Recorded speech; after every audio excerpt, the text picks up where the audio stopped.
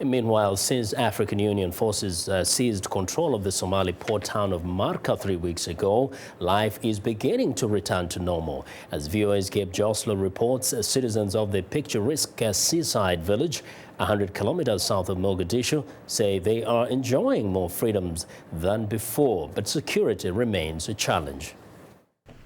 African Union forces known as AMISOM faced little resistance when they rolled into Marka late last month. The Al-Shabab Islamist militants who had controlled the town for 4 years had already fled. Marka residents welcome Al-Shabab's exit, ending the harsh version of Islamic law they had imposed on the town. Fathil sells cigarettes outside a mosque. Under Al-Shabab, she says she would have been severely punished for selling tobacco. You would be caned or imprisoned. You would be taken to an open field where they would call people and start caning you 20 to 30 times, counting every lash out loud. Al-Shabab has used Marka as a base to launch attacks in the region. AMISOM recently seized a large cache of weapons from a house belonging to a militant commander.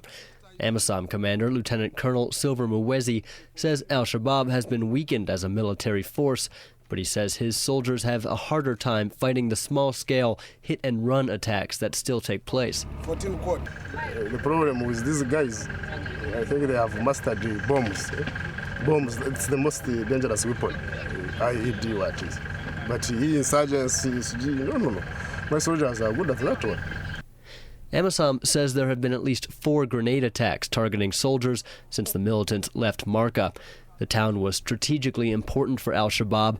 Its port served as a major supply route for weapons. AMISOM officials say senior militant commanders, including foreign fighters, would meet in town to discuss operations, and they had a recruitment center nearby. But as the military pushed in, Al-Shabab fighters began to flee. Former Al-Shabab fighter Fathil Ahmed Ali says he decided to defect as the militants' hold in Marka weakened. They were using religion to control us. When things started becoming hard for us on the military front, some fighters were fleeing and others were left behind. We didn't have any medication or food, so I decided to come back to my town and work with the government. Concerns remain that elements of Al-Shabab remain mixed in with the population, but District Commissioner Ahmed Ma'alim Abdi says this is not a serious concern. There's not much problem here. There's so much security around. You have a mix of different forces. You have military, police. There are some elements, but there's no big fear. AMISOM says it is consolidating its forces in Marka before pushing on against Al-Shabab fighters. The next big target in the country is the seaside city of Kismayo, in the southern part of the country.